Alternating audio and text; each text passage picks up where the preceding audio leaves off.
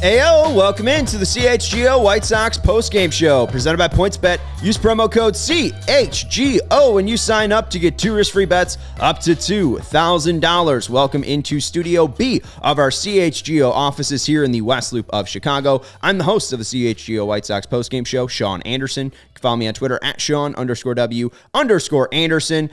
Alongside me is Herb Lawrence. Hello. You can follow him on Twitter at Ecknerwall23. He's the CHGO White Sox community leader. We are coming to you live from the West Loop of Chicago after another thrilling, enticing, entertaining, and fast-paced baseball game from the Chicago White Sox. They did, unfortunately, lose this one 8-4, making it their 8th straight loss. And I want to go directly to this. As general manager Rick Hahn laid out the potential shift in White Sox philosophy Thursday, he may have given this era of Southside baseball a new slogan. We're mired in mediocrity, Hahn said. That's not the goal. That's not acceptable.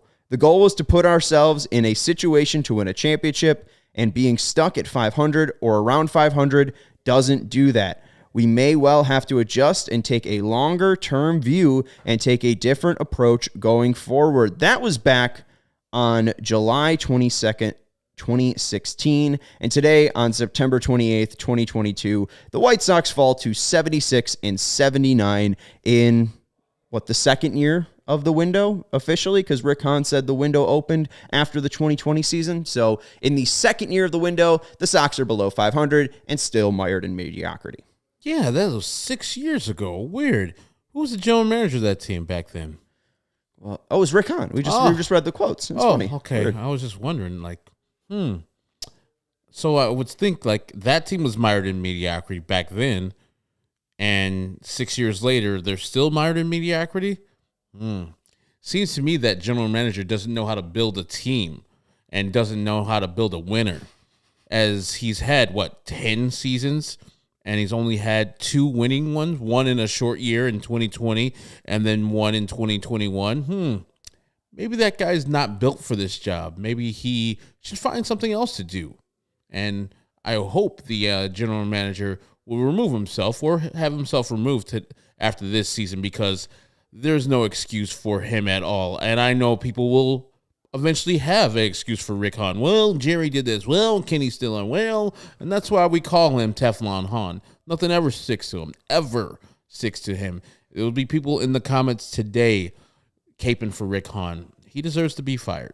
I don't think... we haven't heard too many people caping for Rick Hahn. I got to give White Sox fans credit. I think everyone's sick of this crap. I think they're sick of Tony La Russa. I think they're sick of Jerry Reinsdorf. I think they're sick of Kenny Williams. I think they're sick of Rick Hahn. After that Guardians loss, I was ready to fire everybody running the parking. I was just sick of it. And I think White Sox fans are sick of it as well. And I want you to guess when this quote's from. As much as anyone in the front office, or probably as much as any fan, he feels frustration and disappointment about where we sit today, Hahn says. That's about Jerry Reinsdorf, but I could also say that is what Rick Hahn said about himself after the trade deadline, which he failed at. I literally was going to think that was his quote from the trade deadline, where he was disappointed in himself. So I don't know where he gets off with all these quotes and comments. And somebody brings up Garpex. The one thing I always wondered about Garpex and Kenny and Rick, that the owner is going to give you a lot of longitude, a lot of latitude to do whatever the fuck you want. He's not going to fire you. So why don't you do some things outside the box? Do some things that are creative. Don't just do the same stuff. You have a lot of rope. You can do different things. You can have different out-of-the-box thinking, but you do the same shit and then you get the same results. I don't understand why he still has a job. I don't understand why they're not more adventurous when they do the free agent signings, do their international signings. They're good at signing these guys on the early part of their careers, like some before they even take a at bat. That's good for Rick Hahn, so cost certainty is great. But they should do a lot more of out-of-the-box thinking because of the longevity they have. I think somebody the other day said that only Brian Cashman and Mike Rizzo have more of a longer GM tenure than Rick Hahn. So what are you doing? You're allowed to have 8 losing seasons out of 10. So let's go. They're going to allow you to probably for next year in 2023 to come back for your 11th season.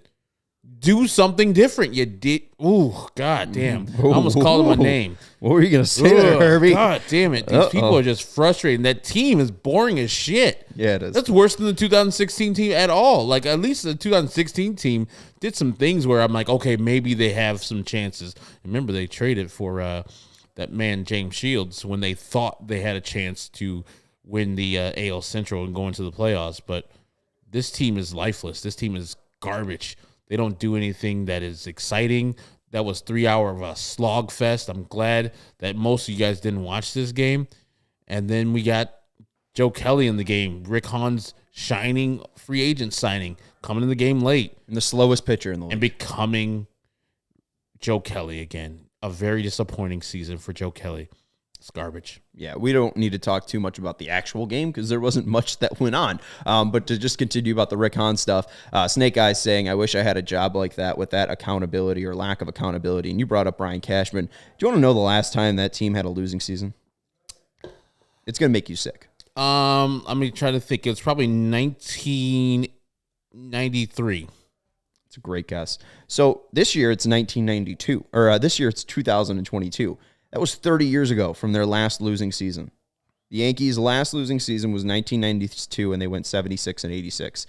Outside of that, they have not had a losing season, and that's why Brian Cashman has the job security that he has, and Mike Rizzo, not in the same boat there, but he's won a ring a little bit more recently, and they're going through ownership changes in that club, so it was a real difficult spot for Rizzo to be in, but I think you look at the way he's managed that Nationals team post-World Series win, I don't think he'd be getting rave reviews.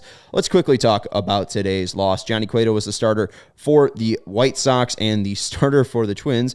I called him Dylan Winder. It was Josh Winder, so great job by me there. It didn't matter. It didn't matter. If it was some guy named Dylan Winder, he would have came in and threw like 6 innings of 3-hit ball with only like 4 earned. Well, and the thing too is, the White Sox just went up against a generic right-hander, so we can just assume that it was a loss. Top of the first, White Sox went down 1-2-3. Bottom of the first, Twins went down 1-2-3. Top of the second, the Sox did score 2 runs. Grandal singled to right field, scoring Sheets and Pollock. Then Harrison hit a sac fly, scoring Pollock. But then in the bottom of the second, that lead didn't last for long. I think the White Sox tweeted out, and we have the lead. And 4 minutes later, the Twins already had the lead. Jose Miranda, my guy, singled to right center. Then Gio Urshela, what a fella, doubled to left field. Then Jake Cave singled to right field, making it 2-1. And then Matt Wallner doubled to deep right, making it 3-2. We wouldn't have more scoring until the bottom of the fourth, where the Twins would pad that lead. Wallner would reach on an infield single to first. An ugly play, a roller down the first base line. Jose picked it up, looked home, and tried to throw out Gio Urshela, but then panicked and said, I can't get him. And then by the time he turned and looked at first base, Matt Wallner was already there, and he was safe. No play. Yeah, and I was like, oh, that is White Sox baseball. I think both Steven and I gave out an audible gasp. Like, they're like, oh, God, what are we doing? Like, at least get one out there. Like, if you're going to catch that ball and look to home, at the very minimum, inch over to the first base line. That's why half the reason why he couldn't tag the guy going down first base is because he was too far off the line and thinking about getting Gio at the plate. He had no outs. So this is just so much White Sox things happening in this game, and so boring. I don't know how people watch this. I don't know why they watch this. I was watching it because we got to do this show. But if you don't have a actual reason to watch this game, I don't know why. White Sox weren't watching this game. They were doing something else. I'm sure the designated hitter was like in there playing some Switch or some shit like that and chilling out. He wasn't interested in this. I mean, you go on Moncada, I didn't see him on the sidelines on the bench. He probably was chilling, watching something else. I would do something. Anything else. There was somebody watching MLB.TV today instead of watching the White Sox. Yeah, it was Tom Jankowski. Right, and watching the, I'm guessing, Judge Chase. We'll talk about that in a second. But Chi-Town Fanboy saying the good news is there's 7 games left. The bad news is there's 7 games left. To continue in what happened in this game, Jeffers grounded into a double play. Shortstop to second to first, but Jake Cave scored on that one, making it 5-2. Jose Abreu singled in the top of the 5th, scoring Josh Harrison, making it 5-2. 4-3, but that ended the threat. And then in the 6th inning, Celestino walked, Urshela scored, and that was with the bases loaded after Johnny Cueto got the bases loaded, and then Jake Diekman couldn't throw a strike. Shocking. It was weird. Just throw it down the middle. Let him hit as far as he wants to hit the ball instead of walking him, you jerk. It was just, I hate that. The season's over. Your stats already suck. Throw the ball over the middle. That was not even your run. And throw the ball right down the middle and let Celestino hit it as far as Celestino can hit it. And as our guy Ed Farmer said, he's on the team for next year because his contract's already signed. So he's not turning down that money. Great job, Rick Hahn. Oh, great job, Rick Hahn. Top of the 7th, the White Sox do add to their run total. They had 3 before the inning started, and then they had 4 after Vaughn singled to right field. Harrison scored. Andrus moved to second. Then Jose Abreu was hit by a pitch, which loaded the bases, but with 1 out. But then Jimenez grounded into a double play because the White Sox exist. Bottom of the 7th, this is when Joe Kelly came in and kind of just stunk it up. My guy, Jose Miranda, doubled the deep center, scoring Carlos Correa, making it 7-4. And then the final one was Luis Arraez single to right field, scoring Billy Hamilton and making it 8-4. Nothing really sticking out performance-wise. We could talk a little bit about Johnny Cueto here and Josh Winder. If we want to look at their stats, Cueto went 5 2/3. He gave up 6 earned runs, 10 hits allowed, 1 walk, but 7 strikeouts. Josh Winder, 4 2/3, 6 hits, 3 earned runs, no walks, 6 Ks. Winder. The great Johnny Cueto is, even if he was pitching the way he had pitched early in the year, I wouldn't want him back because what he did earlier in the season was caught lightning in the bottle. He was pitching really well. I don't want him back for next year, and I hope he signs a nice contract with some other team where he can finish off his career with a different team. But he has proven in these last couple starts that he's run out of gas, and you can see the miles per hour on his fastball, sometimes topping out at 89 miles per hour on his 4-seamer. So he's done well for himself for the White Sox, and I appreciate what he brought to the team this year, a sense of professionalism, showing Ronaldo Lopez how to train, a little bit more running for Ronaldo Lopez, and hopefully that will help him in the future going forward. But as far as Johnny Cueto, we see the pitcher that is now is the pitcher I thought we're going to get earlier in the year, but he overall has been a great pitcher for the White Sox. But for next year, don't want him back. Yeah, I don't think I want him back, and I think that he can definitely pitch still in the league. And if they wanted to bring him back in like the Vince Velasquez swingman role, I think that might be a spot that could be interesting to watch him pitch out of. But I don't think he would want to take that low of a role and that low of money. So I really don't see a marriage between Cueto and the Sox happening because again, he's still got an ERA under 3.50. I do want to go up to JJ saying, "No way, y'all are crying about Diekman." I don't remember being the biggest Jake Diekman fan in the world, but he pitched 1/3 of an inning today, also walked in a runner, and Jake Diekman has raised his ERA. When he came to the White Sox, it was at 4.23. Now it's at 5.13. He has an ERA of 7.31 as a White Sox. So just put me out of my misery. I of course, I'd be crying about Jake Diekman. I thought the trade was fine when they made it. Reese McGuire for Jake Diekman. It's fine, but now the fact that Diekman's going to be on the team for next year makes it look a lot worse because he's been performing so badly. I mean, even if he was like still sitting around that 4 earned run average, I think we'd be able to swallow it. But just the fact that he's been so high, he hasn't been able to locate the strike zone when he comes in. I mean, it's just been brutal to watch Jake Diekman play. And to that point, Daniel Gamboa asked how the Sox purposely losing to get a better draft pick. Doubt it. I don't think so. I don't think they're that smart. I just think they're just bad, and they don't give a damn anymore. And we had Vinny on yesterday after the game, and pretty much Elvis Andrus admitted as much. He said, we gave it our all in that Tuesday game versus the Guardians, and then when it came up short, we kind of lost all motivation, and it was hard for us to get back up. And you can see how they've played. We looked over the numbers. They only had 1 lead that whole Detroit series. It was in the 4th inning of the Sunday game, which they lost that game eventually. I think the Tigers scored a run in the 7th and 3 in the 8th. Lifeless-ass White Sox just didn't do anything in that. So they lost to the Tigers the whole weekend where they didn't have the lead except for the 4th inning in the last game of the series. So it's not that they're not that smart. They're not that good to, purposely tank And I think this year is a draft lottery anyway. So Yes, first year that the draft lottery has been in, so the White Sox losing, I guess, is good for at least that rule. improves their odds, but they're still not as bad as they need to be. Well, I mean, it's good that Minnesota and them are now tied. They're tied at 14 and 15, so if they lose tomorrow, they'll be able to jump Minnesota. And last time we checked this, they were still chasing San Francisco, and they've leapfrogged San Francisco. They're around 0.48% to win the lottery. Now they're at 0.62. If they jump Minnesota, they'll be at 0.76. So when they jump Minnesota, because Minnesota now has the series lead, has the series lead for the season? I have no idea. This is Tankathon. They're just showing me win percentage and win-loss record, so I don't know what the tiebreaker would be. I'll have to look into that. I don't know enough about the draft lottery and stuff like that.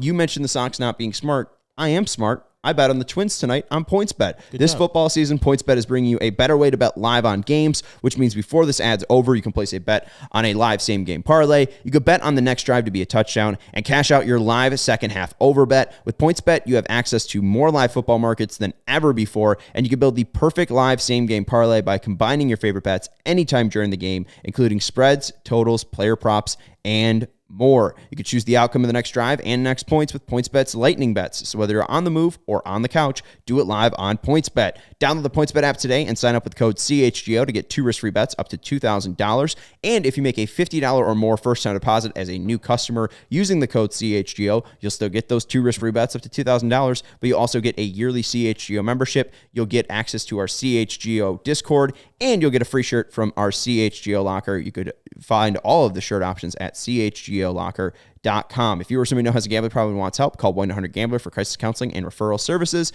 And our next partner, Pins and Aces. They're the official golf apparel partner of CHGO. I love my Pins and Aces gear when I see it on Steven. I don't golf a ton, but Steven does, and he tells me he gets tons of compliments on and off the course when he's wearing his Pins and Aces gear, and it's mainly because they're a family-owned golf and apparel business company. They are making sure that all of their stuff looks up to the peak performance, right? That to the best of their abilities. They make amazing polos, hats, golf bags, and even our favorite beer sleeve. It's an innovative product that allows you to store 7 beers right inside your golf bag and keep drinks cold the entire round. I know a little bit about golf. There's 9 holes on the front end. There's 9 holes on the back end. 7 beers is close enough to 9, where I think you could probably enjoy a front 9 with 7 beers and keep them cold in the beer sleeve from our friends over at Pins and Aces. So check them out at pinsandaces.com and use code CHGO to receive 15% off your first order and get free shipping. That's pinsandaces.com, code CHGO to receive 15% off your first order and to get free shipping at pinsandaces.com, pinsandaces.com. Let's go out to Minnesota, to Target Field, Minnesota, to our guy, Vinnie Duber. He's our CHGO White Sox beat writer. You can follow him on Twitter at Vinnie Duber, and you can read his latest piece on allchgo.com if you take advantage of that PointsBet offer and become a member today. It's titled Injuries Explained as a Story of Disappointing Season, Haunting the White Sox to Bitter End and Beyond. So, Vinnie, let's talk about these injuries. Let's start off on kind of a sour note here. How does the team view 2022 to 2021 when it comes to injuries? I mean, listen, both of those seasons were kind of defined by injuries, right? And I think 2021 was more so the big ones that knocked out, 4 guys, really, if you count Nick Madrigal, who obviously ended up being traded, right around the middle of the season. If you count those 4 guys, Eloy, Luis Robert, Grandal, and Nick Madrigal, those were the story of last season. Those 4 injuries, those guys were missed months at a time, all 4 of them. This was kind of a never-ending wave, and there were a few guys who were out for a really long time. Lance Lynn comes to mind. Eloy Jimenez comes to mind. Yasmani Grandal again comes to mind. But it just never stopped.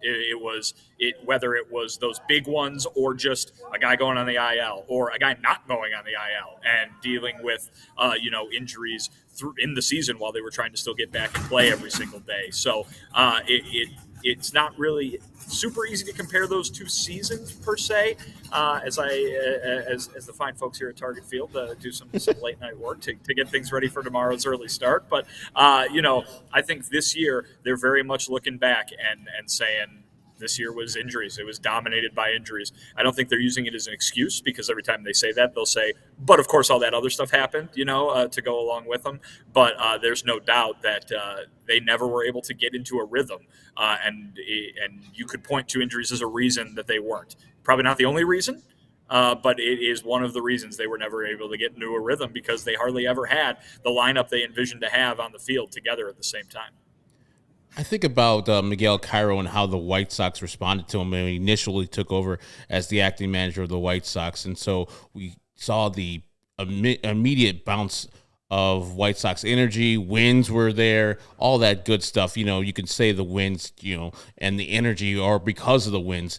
And now with the 8-game losing streak, I just hope that if the rumors are true that Tony La Russa is not coming back, that Miguel Cairo gets a fair shot of interviewing for this job in the future and not having this 8-game losing streak go against him, because I don't know what you can do here. Like he can only do so much and say so much. He can only go to the hammer and the whip every once in a while. So do you think theoretically, if he is one of the candidates, that this 8-game losing streak might cost him a shot at being interviewed or having a shot at the 2023 manager job?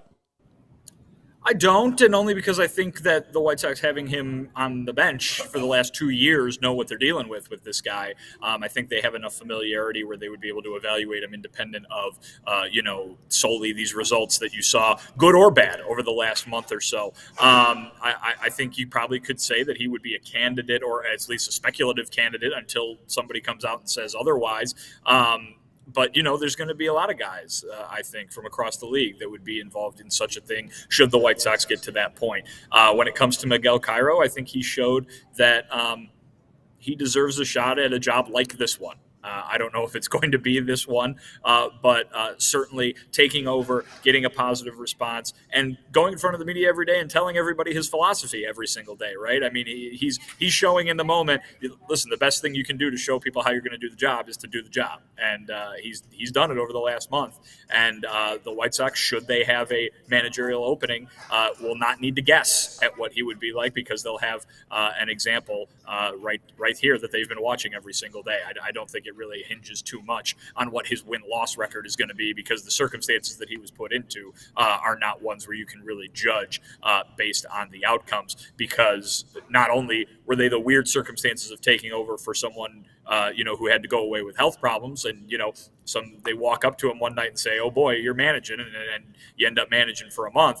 But at the same time, it's a team that had played 5 months of baseball, and 5 months of very disappointing baseball at that. So to go ahead and hold, like I said, positive or negative, the results, to what kind of manager he would be in the future over the course of the full season, doesn't seem fair, and I don't think the White Sox would think that way. Well, and just to zoom out to the White Sox as a whole right now, the Mariners are up 3-1 against Texas in the top of the 6th. If they win tonight, that will be their 84th victory. The White Sox have 7 games left. 76 plus 7 is 83, which means they would not be... thank you for doing the math. The White Sox would be eliminated from postseason contention if the Mariners win tonight. I know the nail has basically been in the coffin since September 20th, but this would be the final nail tonight. How did the guys... I mean, obviously, it's got to be dead in that locker room after a loss like tonight and losing 8 straight, but it is just weird to see this team kind of lie down after that Guardians loss. Not making it to 8. Well, I'll just ask this. The fact that they weren't able to be one of 7 teams this year in 2022, what's the big takeaway fans should have, I guess? The takeaway fans should have that the White Sox didn't make the playoffs, that it was just really, really bad. I mean, this is a team that came into the season thinking that they were capable of winning the World Series, and regardless of the level of talent on this roster, which I think everybody would agree is still pretty high. Certainly a lot of people would say that, maybe it's not as high as they thought it was 6 months ago, but I'm of the opinion that this is still a very talented roster that, if they played better, would be able to be among those championship caliber teams. They did not show for really more than a game or 2 over the course of the entire season that they were capable of playing championship baseball. And, I think that they're left picking up the pieces with that. There are people who are in charge who are going to make very important decisions coming up here to see if this roster or the bulk of it is capable of doing something like that. And it's going to shape the entire offseason and the entire year going forward next year. What fans should take away is that it was a big time failure by this team to deliver on the promise of its talent. I think that's what you are hearing. Listen, I just wrote tonight about how everybody's saying injuries were the main storyline. They know, though. They know. And when they say, we were injured, we didn't have anybody together all year, they usually follow it up with, and we didn't play to our potential at all. And so they know. They watched it, they played it, they lived it. It is not what anybody expected. And there's a reason everybody has been as angry as they have all year, because what was expected really didn't show up at all, ever. Well, and I want to make up for the bad question I just asked. So we've seen now 2 8-game losing streaks this season, from the 20th to the 28th, and then earlier on this year from the 17th to the 26th. Which one's been your least favorite to watch? Has it been the one in April or the one in September? Oh God, at least the one in April, you knew that it was going to end at some point, right? This one just seems to be going on forever, and it's the same story every night. Guys, They scored 4 runs tonight. That's the most runs they've scored since the first game of this losing streak, the game that we all agreed that they played pretty well in against Cleveland. It just came up short. Every game after that, these 6 in between loss 1 and loss 8 have been 3 runs or fewer. They didn't do anything. They haven't done anything during these last 7 games of this 8-game losing streak. And there's been nothing fun about watching this baseball over the last week and a half. I think my least favorite stretch, Herb, I'm not sure about you, would probably be the September one, but they scored 2.6 runs in those 8 games. They scored 1.9 in April. So I guess the one in April was uglier just by runs scored. Yeah, both started by the Cleveland Guardians beating the White Sox. Vinny, I see that Dylan Cease is scheduled to start on Saturday, and so that means that Dylan Cease would only have one more start. I was, kind of saddened by that, because that means that his Cy Young opportunities and hopes are all contingent on that one start versus the San Diego Padres. What went into that decision when Miguel Cairo having him only pitch one more start? I think it's more about keeping everybody on schedule at this point, and not shaking things up and making guys go through something different in the middle of this kind of bummer of an end to the season. I think keeping everybody on pace and ready to go, and getting everybody else their innings too, is equally important here as you go into the off season. I thought, given the off day this past Monday, that it would have been nice to be able to throw Dylan in the final game, just to put on a bit of a show, right? I think somebody was telling me earlier today, I think it was Andrew Vaughn, that their job is to put on a show for the fans. If that's part of the thinking, you would think that throwing the brightest spot of this season in Dylan Cease out there for the final home game, the final game of this season, would be a nice send-off, we'll put it that way. And instead, that's not going to be the case. It doesn't diminish anything Dylan's done this season, obviously. But there will be no more chances to see him pitch at Guaranteed Rate Field this year. Luis Robert was shut down already this season, but you guys got a chance to talk with him today in Minnesota. What did Robert have to say about the injury? I know he talked about the hand and kind of the decision to play through that injury.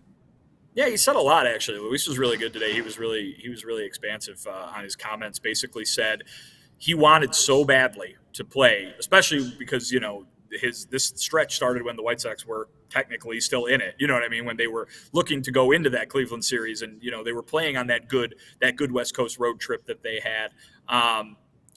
He wanted to play so badly that he just went out and fought through it. And he said in the end, that was a mistake. He screwed it up by doing that.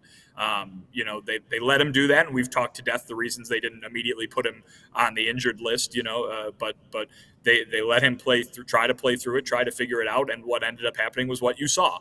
He went up to the plate. He was afraid that he was going to hurt it, or he wasn't afraid. His body told him that his hand hurt, and he adjusted his swing accordingly. And it ended up looking like some of the most ridiculous swings that you've ever seen in a Major League Baseball game. And he was doing it almost subconsciously, because it was, when I move my hand this way, it means that that it's not going to hurt. And so and it never got better. And I think we're looking at, he's been going to some specialists and taking a look, getting opinions, trying to figure out what's going on. I think he's got a checkup in a couple of weeks. And it sounded like Rick Hahn last weekend when he was talking to the media said that kind of dismissed the idea of a procedure being needed to be done. But I think, maybe the door is still open for that, depending on how the checkup goes. I think kind of we'll see. But is it still be reported as a sprained wrist? Yeah. Okay. That's what he went on the IL with. For the longest time it was being told to us that it was a bruise. It was a deep bruise that he suffered when he slid into second base there. Obviously, getting hit in the hand in Seattle didn't help, though he didn't say it caused a setback or anything. It just, it hurt. And listen, when your job's to swing a baseball bat, if your hand hurts, it's going to make it hard. So, he was very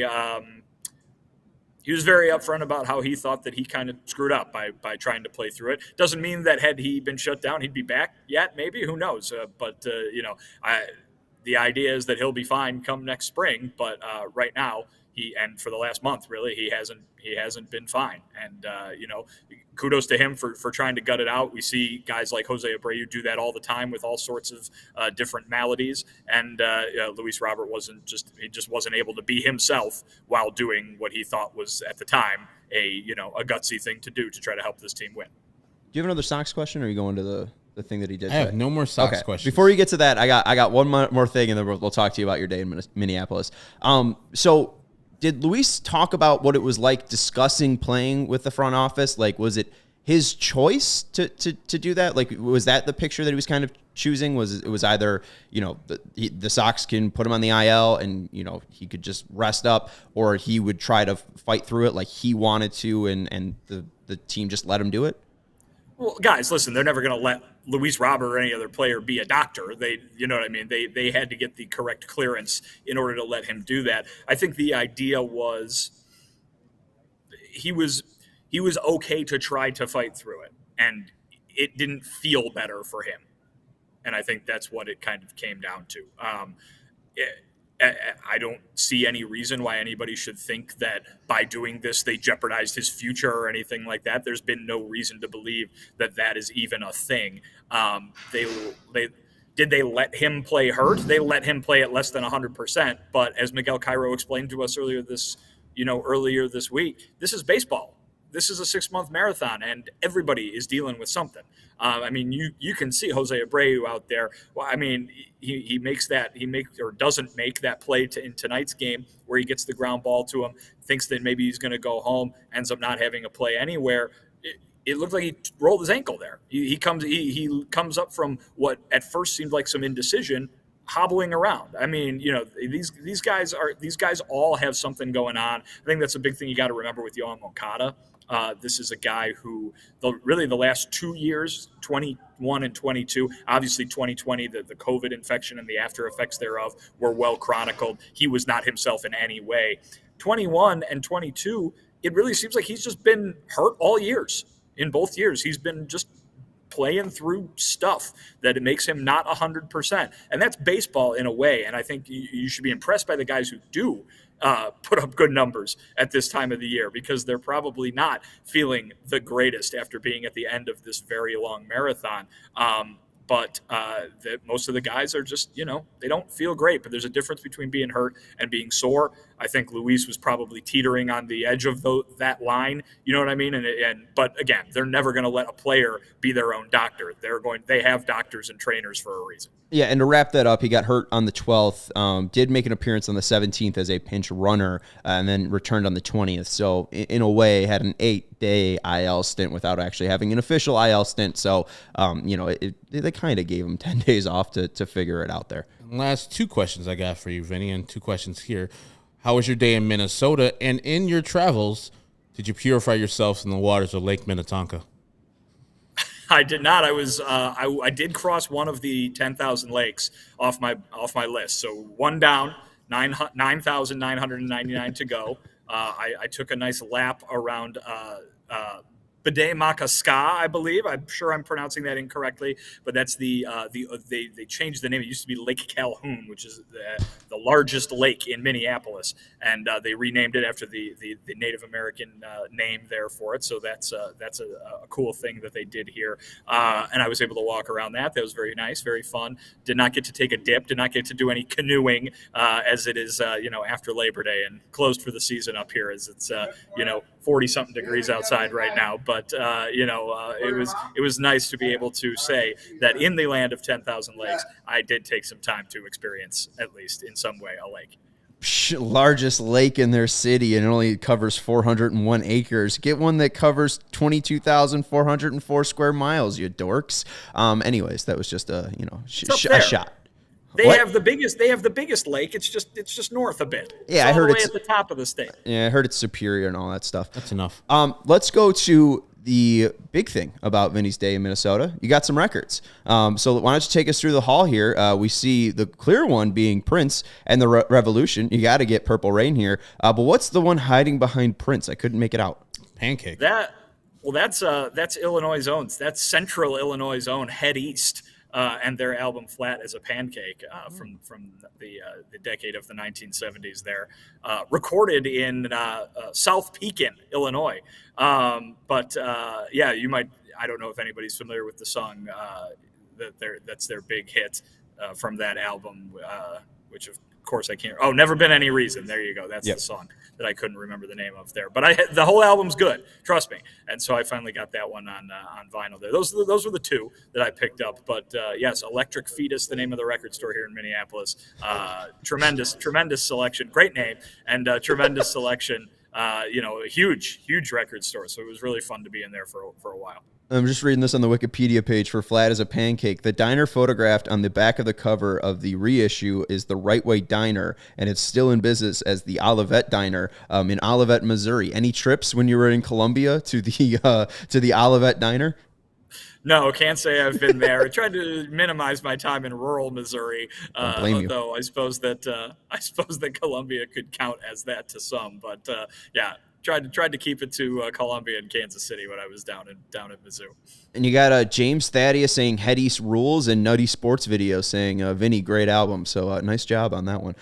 So let's go to the final thing we got for you. You're wrapped up, right? Yeah. All right. So someone, Stephen Niss, added me on Twitter today saying, I remember the CHGO pre-season show that talked about this specific topic, and I would like to play the video and run it back and just get our reactions because, man, we were real headstrong about some certain thing happening with this 2022 White Sox squad. You could roll it, Steven. And before we move away from the home run talk, A.J. Pollock had career-high home runs last year. That's right. He saying. Yeah, he hit 21 last year. Yep. So, I mean, that might be your seventh Eighth? White Sox. Yeah, eighth White Sox. 20. When's the last time there was a lineup where all 9 guys hit over 20 homers? I don't in know, one but season? here there was another one, too, from Stephen Niss, who was really just looking to get his name on the broadcast. He just has good points. He said Josh Harrison is going to go over 20 now. He's never hit 20 in his career, Stephen. On this team. It's osmosis. Power by osmosis. 13 and 16 are the career highs for Josh Harrison in the power department for home runs. So we'll see. We'll have to look up all these stats about when they're going to come happen. Yeah, so I didn't look at all those stats that would come happen, I think is the exact quote from me. But we said 7 to 8 White Sox would have 20 or more home runs. Andrew Vaughn currently leads the team with 17, and there's 7 games left. Do we think any White Sox will get to 20 home runs this year? Boy, it doesn't look like it. No, I mean, listen, it's amusing to go back and laugh at that, but I think at the same time, there's a serious note to be struck there, which is, listen, that's what this team was built to do, and they did not do it at all. You want to point to the reason, in my opinion, that they ended up where they ended up. They did not hit any home runs, and this is a team that I watched that video, and I don't think that was that ridiculous of a thing to say at the time. I mean, no, I mean, as I'm being video bombed here, but I don't think that was a ridiculous thing to say at the time. They just didn't do it. This is what this team was built to do, and they failed dramatically to do that. And that's why everything else stands out, in my opinion. That's why the defense stands out. That's why when you have a season pitching, a pitching season like Lucas Giolito had, it stands out, right? Because there's nobody there to hit a bunch of home runs to cover up for it. You know what I mean? They go out and make an error on defense, or they make some bad base running play or something like that. Okay, who cares? They're going to hit 3 home runs, and you're going to forget about it because they're going to win. That didn't happen at all. And so, yeah, that video is funny to play now because we were very, very wrong with a prediction. But guess what? So was everybody. Right. Because so was everybody on that team. So was everybody in the front office, because that's what this team was supposed to do. Everybody in baseball was wrong. Yes. I mean, they would have agreed with us, maybe not to the degree of 6 or 7, but 5, not 0. I mean, we joked that 3 guys would hit 30. It was Eloy, Luis Robert, and I think you guys wanted to throw in Jose Abreu. I said under.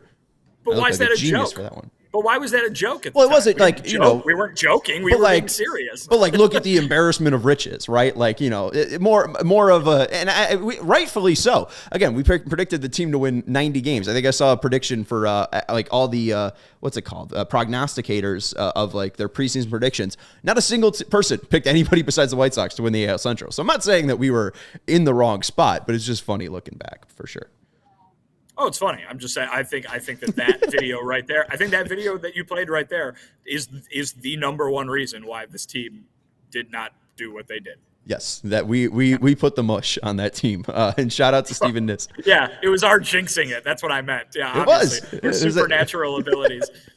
We have them. We are the only people that have the ability to jinx baseball teams, and we really put you to good use this year. And shout out to Steven Niss, who's in the chat here. I was 100% serious, fellas, about Josh Harrison hitting 20 home runs, and you were 100% wrong. Thank you, Steven, for reminding us of that one, and thank you, Vinny, for joining us from Minnesota. Have a nice last day there, and it's an early one, 11 o'clock. Oh, 11:30 pregame for us, 12 o'clock. 12:10 start out there in Minnesota. So enjoy a nice Minnesota breakfast for us, Vinnie Duber. Last time I was here, last summer, I had a great blueberry donut. So maybe I'll try to get that on the way to the ballpark tomorrow. Very nice. Delicious. Enjoy. Follow Vinnie Duber on Twitter at Vinnie Duber. He's our CHGO White Sox beat writer, and his latest piece was just published to allchgo.com. So if you want to read quotes from Joe McEwing, Luis Robert, Miguel Cairo, and I think there's also Dylan Ceason here, check out Vinnie's piece at allchgo.com and read up about the injuries and what the Sox think about the 2022 injuries. Thanks, Vinnie. All right, guys. Good night. Good night. And hey, I have jinxing power apparently when I bet on PointsBet. The PointsBet pick of the week is Minnesota Twins money line. I won yesterday, I won today, and I'm going to win tomorrow. Let's go, baby. I'm just putting money on the White Sox to lose. And I think it's just insane mushing power that we have. You saw that we jinxed the White Sox here, and I'm going to jinx them again. White Sox lose tomorrow. I'll take Minnesota on the money line. I don't care what the line's at. If it's at minus 150, plus 100, let's go. My pockets are straight right now, but can you jinx them and say that I never will win the Powerball or Mega Millions? I think it only works with the White Sox, but you will never win the Mega Millions, Herb. You will. I swear to God, you will never win Mega Millions, and if you do, I will shave my head. Anyways, you can place your bets on PointsBet. It's the best way to bet live on football, baseball. They have so many different options. You can build the perfect live same-game parlay by combining your favorite bets anytime during the game, including spreads, totals, player props, and more. I liked putting together the player prop or player parlay of under White Sox home runs, and that one hit. I'm 1-1, and you can usually get that for plus money. So what's that again, at, like a half? Yeah, it's under a half home run. So whether you're on the move or on the couch, do it live on PointsBet. Download the PointsBet app today and sign up with the code CHGO to get 2 risk-free bets up to $2,000. And if you or somebody you know has a gambling problem and wants help, call 1-800-GAMBLER for crisis counseling and referral services. And I think somebody needs referral services here because Chi-Town Cornhole, I understand the alliteration, but it's called bags, my friend. But whether you're playing bags or cornhole, it's still the same game using the same boxes. And Chi-Town Custom Cornhole is the #1 provider of those boxes for Chicagoland and Illinois since 2007. Pretty early. I mean, you look back with White Sox history, last playoff series they won 2005. Chi-Town Cornhole founded in 2007. So, I mean, fairly new to the market. Their signature box style design could be digitally printed, covered in vinyl, and painted. Our cornhole boxes come with built-in drink holders recessed in on the back. They have LEDs that light up the hole, and there's a nice little switch right inside the box as well. In the exterior, there's handles for easy carrying and handcrafted scorekeepers. It's veteran-owned and operated, and they can ship anywhere. And it's also local pickup. It's Chi-Town. So if you're in the Chi-Town area and want to pick up your bags, boxes, my friends, call up the people at Chi-Town Cornhole or visit them at ChiTownCornhole.com. Again, they specialize in corporate designs for your company's next marketing or social event, wedding gifts, and gifts for all occasions, and especially for tailgaters and backyard barbecues. Again, ChiTownCornhole.com. We have many sets here at CHGO offices, all of them looking as beautiful as the next. And we brought them out for our CHGO Bears, first CHGO Bears tailgate we had this past Sunday. We're going to have many more, guys. So I think the next one might be November 6th. Or it at is least November 6th. I think 6 more coming. November 6th is a great day, by the way. It's Lamar Odom's birthday, Sally Field's birthday, some other jerk who's in a chair right here's birthday. Oh. So enjoy yourself and come out to our tailgate, and you can play some bags. I was terrible. Just absolutely horrible at bags. This group that beat us, it was myself and Cody Delmendo, who was a CHGO Cubs host, and they beat us pretty soundly. Cody held his own. I sucked. And that group that beat us just stayed on the bags thing the rest of the afternoon. I went back over to check on them. They lost their last game, but they had played like 6 or 7 other teams and had smashed every single one of them. But they were great. And yes, they do light up. The hole does light up if you just click inside, and it shows you where the hole's at if you need that if you're playing at night. But it was a nice, bright, sunshiny day there at Roosevelt and Michigan Avenue. It had perfect place for CHGO tailgate, and we're going to have that again.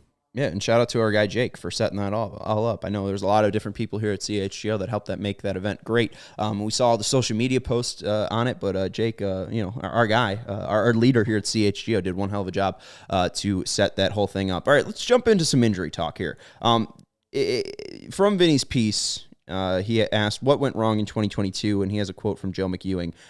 Injury-wise, that's where I believe it really didn't come together. Their base coach, Joe McEwing, told CHGO last week, because no one was on the field at the same time, ever, throughout the whole year.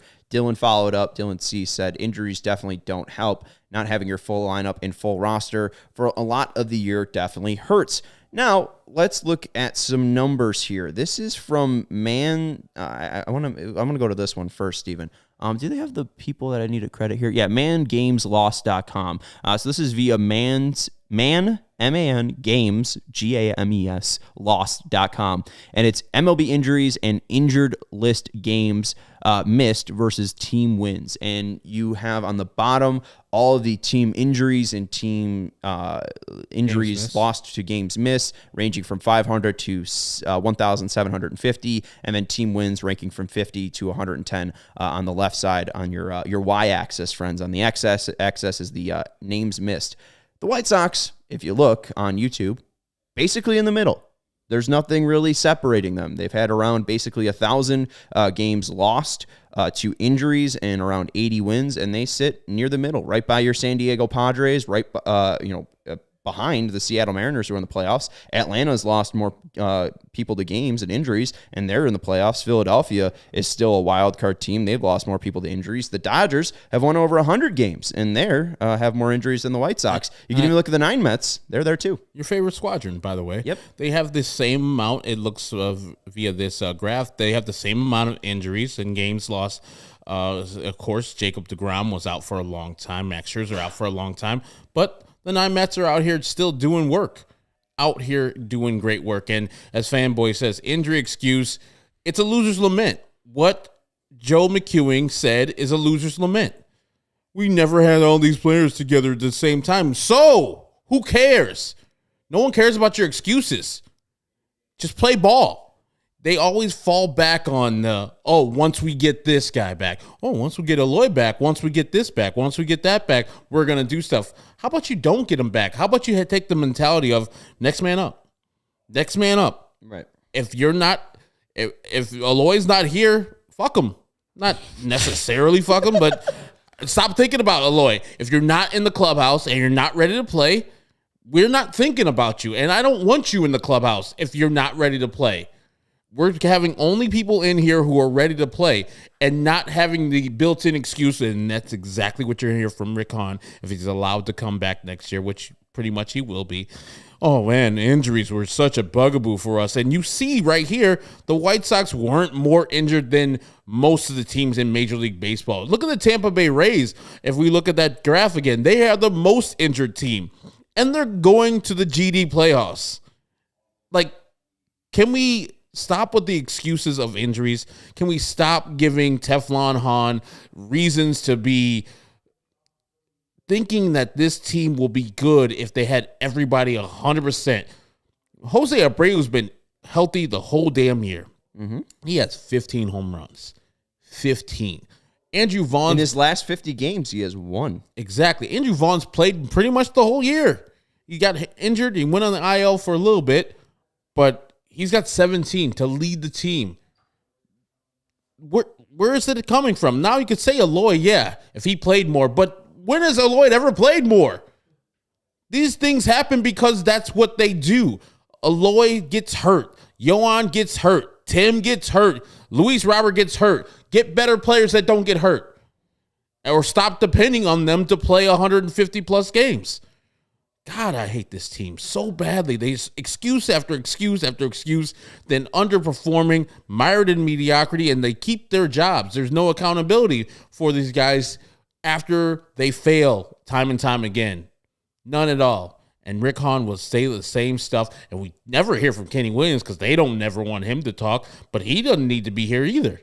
What does he do? As the Bob say, what is it that you do here, Kenny Williams?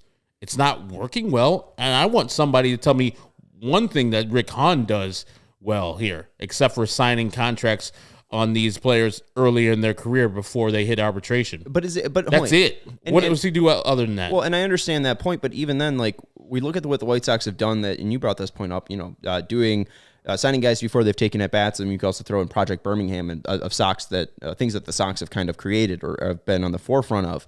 But we really haven't seen too many teams take or follow the White Sox routes. Like, we've kind of seen the Braves lock up guys early. Ozzie Albies to a very, very team-friendly contract. They robbed Ozzie Albies. Austin Riley got a big payday as well, but he played. You even saw the Michael Harris get an extension, 8 years and $72 million. So they've paid their guys, but they've wanted to see them play first before they paid them. So, I don't really want to blame injuries. We can look at the lineups here. Sox just played in their 155th game. This is the most common starters per Baseball Reference. Yasmani Grandal's played 67 games at catcher. He's been worth a negative 1.3 B-WAR. Jose Abreu has played 125 games at first base. He's worth 4 Baseball Reference WAR. Josh Harrison at second base, 86 games played there, 1.5 WAR. Yohan Moncada, 95 games. He's at a 1 WAR. Tim Anderson, 79 games. He's at a 1.1 WAR. AJ Pollock, 105 games in left field, a 0.6 WAR. Luis Robert, 91 games in center field, a 2.1 WAR. And Gavin Sheets in right field, 79 games at a negative 0.6 B WAR. Eloy Jimenez, though, 46 games, a 1.8 B WAR. Jose Abreu obviously clearly sticks out. It's like, why would you want to move away from that guy? But as you're saying, like, it's always about who's coming back or who's coming up. And it's never about adding to the team that's already going, right? It's never about, we're just going to add to this team and they're going to pick up where we left off and we're just going to continue to churn, right? It's that person needs to lift up the spirits, be the savior of the team, and, start hitting 900 home runs and really just set this team off. If anybody has the excuse this year, it would be my San Diego Padres. They lost arguably their best player in Fernando Tatis Jr. at the beginning of the year, and then came out that he took some steroids, and he says for different reasons. The man took steroids because he wanted to be a better player. And if you think it's the first time he took steroids, I got a bridge to sell you. They're going to the playoffs. They got a juggernaut right above them, and then Dodgers winning 100 games every year. Giants won 100 games last year. Do they make excuses? They say, oh, woe is me. No Fernando Tatis. They're like, no, next man up. You're going to be playing. All the rest of you guys going to play. And then what did A.J. Preller do at the trade deadline? go and get Juan Soto. Now, he hasn't been the juggernaut that people expect, but he's on the team for the next 3-4 years. They don't make excuses for their injuries. The White Sox constantly make excuses for their injuries, for their shortcomings. And that's enough. It's tiresome what these guys do. It's very tiresome. I wish that they would just say, it doesn't matter if we had injuries or not. We have to perform better. You just read the numbers on B-War. Those guys were, and Jose Abreu's been playing the whole year. To only have a 4 WAR, I mean, it's good. It's a good number. But the power is not there. No, and like we said, last 50 games, he's got 1 home run. Jose Abreu does have an OPS of 818, and you mentioned Juan Soto kind of being a dud in San Diego. He'd be second on the team in OPS if you take his San Diego OPS at 804. Hell, we're looking at the Cubs people, and they're yelling and screaming across from us. That's because Christopher Morel hit his 16th home run. He came up in the middle of the year. He's got 16 home runs. Yeah.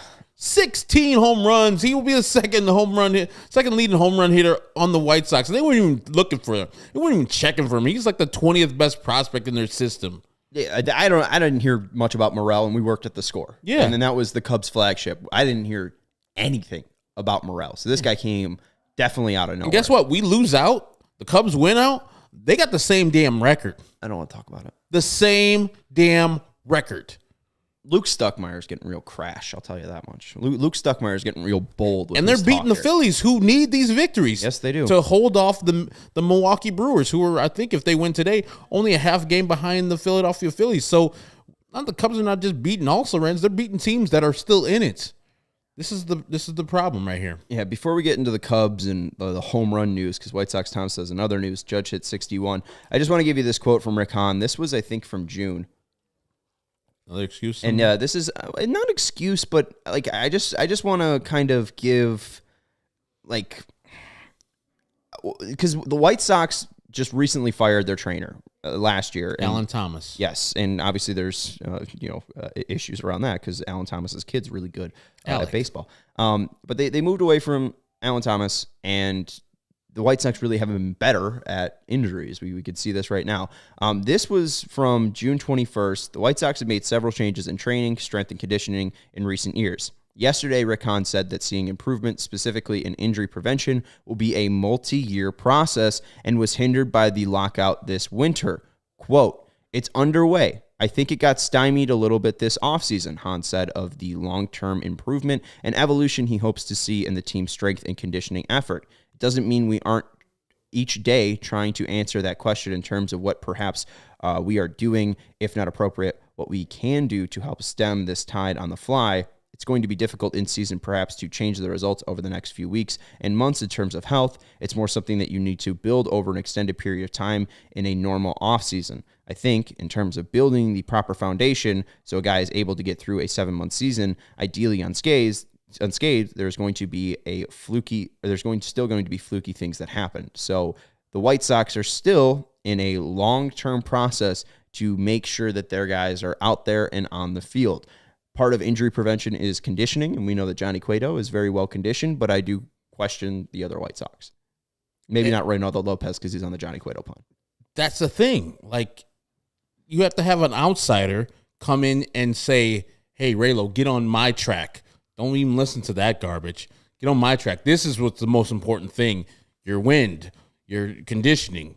And the White Sox didn't have that, and he didn't know that, and he didn't do that stuff until Johnny Cueto got him into doing it. So it's like, yeah, Rick Hahn, all this, as Oz says, blah, blah, blah. Rick is BSing us. And it's the same stuff.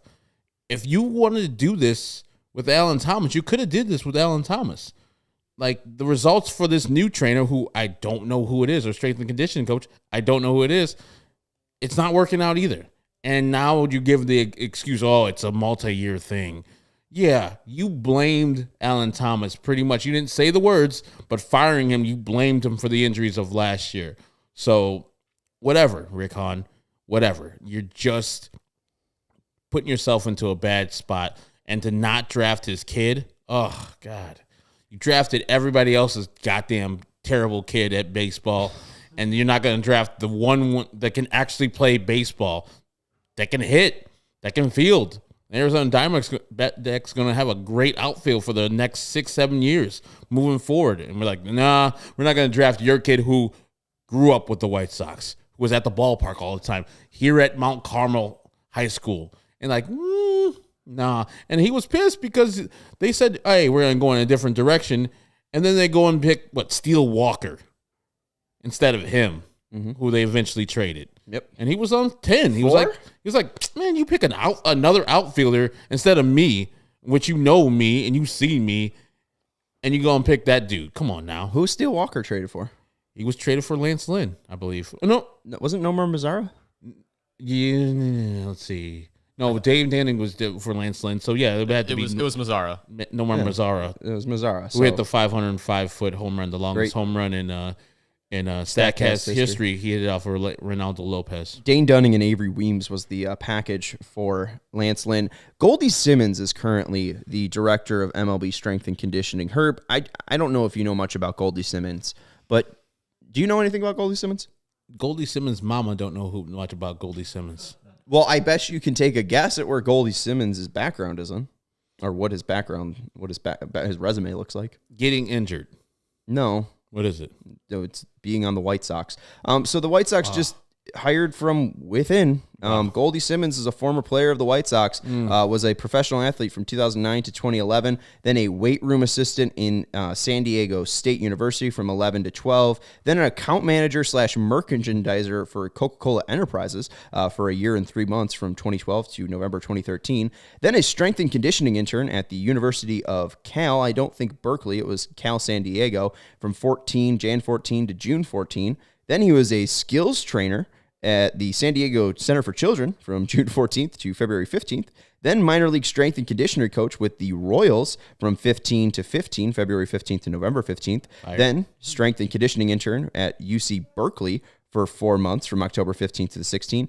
Then Arizona Fall League strength and conditioning coach in the AFL for 2 months. Then the strength and conditioning coach for 2 months for the Arizona Fall League. And then he was hired by the White Sox on November 15th as the minor league strength and conditioning coach, held that position for 3 years and 11 months, then was promoted to performance coordinator, then director of minor league sports performance, and then promoted to director of MLB strength and conditioning. How old is he? Goldie Simmons played in 2009, so I would assume that he's fairly young. This guy can't hold a job. That's crazy. Well, I mean, I think it's all about moving up, and he's what? Should be able to find his As age Chi-Town somewhere. fanboy says, I know Mayor Goldie Wilson. I've just never heard that many jobs listed within that small range of time. Sean, do you know who Mayor Goldie Wilson is? No, I don't know who Mayor Goldie Steven? Wilson is. Not a clue. God, youngsters. Who is he? Back to the Future's mayor in 1985. I'm not going to remember the mayor of Mall Back to the character, Future. yeah. It was a pretty big thing. He was the first black mayor of Hill Valley. Goldie Simmons is 33, so I don't think it's that crazy that he had that many jobs. Mainly, too, I think a lot of it is just like getting working experience. But my main point was just like the White Sox still continue to be insular. How do you have a new person view this? It's just you're just moving the guys up. It's just pushing the shit up. That's it's what just I'm saying. Pushing shit river up. That's a half of the reason why I don't want Rick to be fired. The only reason I don't want Rick Harden to be fired because all they would do is move Jeremy Haber up to the spot or Chris Getz up to the spot, a spot that he is not good at because he has never done it. It's the Peter principle. They keep on getting over promoted and to jobs that they're not ready for. Yes. Real quick, want to give a congrats to Jose Abreu. We were kind of trashing him, or I was saying 50 games, past 50 games. He only has 1 home run, but he did have a double tonight, making it his 300th double in his career. White Sox career double leaders. Frank Thomas is your leader at 447, Luke Appling at 440, Paul Konerko at 406, Nelly Fox at 335, Harold Baines at 320, and Jose Abreu at 300. Not shocking, he joins that list. If you had to name a list of 7 White Sox players who probably hold records, probably those guys. Yeah, of course, Frank Thomas at the top. I don't think he'll break those records, even if Jose Abreu comes back for a couple more years. That's sacred. I think he can get past Harold Baines if he does come back for next year's season, which you don't want him to. No, I don't want As the resident Jose Abreu hater. I think I don't want to see Jose Abreu back. I don't want to see Frank Menachino back. I don't want to see any of the coaches besides Ethan Katz back. Let's talk about some history here before we wrap this up. History. Aaron Judge hit a 61st home run. Let's compare Aaron Judge To the top 4 White Sox home runs hitters. Aaron Judge has played in 151 games, has hit 61 home runs, has 130 RBIs, 130 runs, a 313 batting average, and 124 walks. The White Sox top 4 hitters have played in 478 games, much more than Aaron Judge, have hit 62 home runs, only one more, 251 RBIs compared to 130, 214 runs compared to 130, batting average of 283 compared to Judge's 313, and 144 walks compared to Judge's 124. Judge, that guy good. Yeah, and the 4 would be Eloy, Jose, Andrew Sheets Vaughn. and Vaughn. Okay. Yeah. Oh, wow. He's just as good as all those 4 White Sox pretty much put together. That's amazing. And 151 games too. Man, he's gonna play over 155 games this year. It's amazing. And I mean, think about the last time a White Sox guy did that in the outfield. The man's playing right field every day or designated hitter. Like White Sox like to rest everybody. I would kill for Eloy. Like 140. Man, he's playing every day and producing numbers. And he rocketed that ball out today. And the guy in left field for Toronto brought a glove. Ball was in his glove. Drops the ball. Ugh. Drops in the bag, literally. Do you want to know at least 5 figures right there. Did you guys see what that guy's name was? No. This is from infotel.ca. My favorite Canadian Infotel. Written by Gregory Strong. Blue Jays fan Frankie Lasagna just misses catching Aaron Judge's 61st home run ball. No. That's not his real name. Blue Jays fan Frankie Lasagna grabbed a baseball glove from his garage before heading down to the Rogers Center for Wednesday's game against the New York Yankees. With Aaron Judge on the verge of baseball history, Lasagna wanted to be prepared just in case the Yankees slugger hit his 61st home run of the season. Quote, "I would never, ever bring a glove other than this situation," Lasagna said. Quote, "It's not his name. I needed a bigger one." The 37-year-old Toronto restaurant owner came painstakingly close to catching the historic ball when Judge went deep in the 7th inning. Lasagna stretched over the railing, but the ball hit the wall just a few below and bounced into the Toronto bullpen. A Yankees security official later came by to collect it. So if you were looking for Aaron Judge's ball on a what's it called, a auction site soon, Frankie Lasagna just missed it by inches. Ugh, his name is not Lasagna. I know, and Alex Root said he also owns an Italian restaurant there in Canada. He had to change his name there. It's probably Lasagna put in quotes. He's probably some like Frankie Smith or some shit. I'm just saying. I know it says what it says on the great InfoWars, whatever you said. Infowars.ca. Oh, God. Yeah. Oh, we're not citing those. Turn to the frogs, gay. Oh, God. I don't think Frank Lasagna is his real name. And then secondly, do you think he moves in silence? Come on. What are you talking about here? What are you referencing? You don't know what G's move in silence like Lasagna? No, what? That's a Lil Wayne line. I'm sorry. I'm not prepped on Lil Wayne here. I'm not either. I just know the fireman's coming and that's it. I just know I know very Lil Wayne. That's my B on this. Final quiz time and we'll wrap this up. White Sox need to get to one player to get to 20 home runs. It was the last year. It's Frankie Lasagna. And that's why Italy is being run by a fascist. That's why Italy is being mocked and being run by, new tyrant, right? You see that speech from the new Italy leader? She talks about people making fun of Italians, right? And here comes Chi-Town fanboy saying, "It's me, Frankie Lasagna." You know what? And we did this to Matthew Cortese, so my apologies to Matthew Cortese. But, if the Italian prime minister wants to blame anyone, blame Frankie Lasagna, all right? That man couldn't catch the damn ball and brought a glove. Ronto Trumpinski. He's a Polak. All right, Herb, God. I got a quiz for you. I'm ready. Last time the White Sox didn't have a hitter have 20 home runs in a season. I'm going to go with 1937. 1937? Yeah. No, earlier or sooner. Oh, this way. Okay, 19... So they were hitless wonders one time, weren't they? So 1959. No, it's not that bad. 1990 was the last time The year I started watching. the White Sox didn't have a 20 home run hitter. Who led the team in 1990 with home runs? I'm gonna say on that team probably Ivan Calderon. No, Robin Ventura. No, not Ivan. Dan Pasqua. No, we're just gonna skip it at this point. The Deacon Warren Newsom. Calderon had 14. Pasca had 13. Sammy Sosa had 15. Funny we're bringing up his name on this day. Fisk. Ron Kittle had 16, and number 18, 42-year-old Carlton Fisk had 18 home runs. But in 1989, the White Sox also didn't have a player hit 20 home runs, and I think this one's more interesting because Fisk had 18, right? So if Vaughn ties Fisk, that's the same number there. What was the last time someone had less? It was 1989. Ivan Calderon led the team with 14. Rest in peace, Ivan Calderon. Ivan with 14, Carlton Fisk with 13, Baines with 13, Pasco with 11, Kittle with 11. Just ugly. Then the time before that was 1980, Tony La Russa's first year. The team was led by Jim Morrison, not that Jim Morrison, the other Jim Morrison.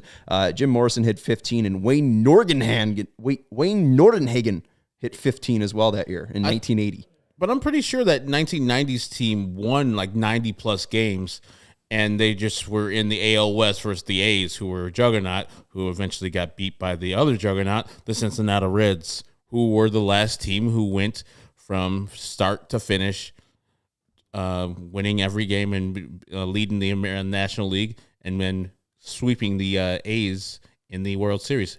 After that, I think the White Sox did that too. Yeah, you need a what's it called? You need a wild card for the 90 White Sox. 90 White Sox went 94 and 68. Oakland A's went 103 and 59. White Sox would have won the East Division though. Red Sox were 88 and 74. So Sox, if they were just in the other division, wouldn't be able to pull it off. Most home runs or most 20 home run hitters by a White Sox in a year, or White Sox team. 2004, Creedy, Konerko, Lee, Rowan, Uribe, and Valentin. And 2008. Dye, Konerko, Quinton, Ramirez, Swisher, and Tomey. Very shocking not to be able to Let's add get back there. Abreu, Jimenez, Robert, Vaughn, Sheets, and Grindal to that list. Just kind of sad.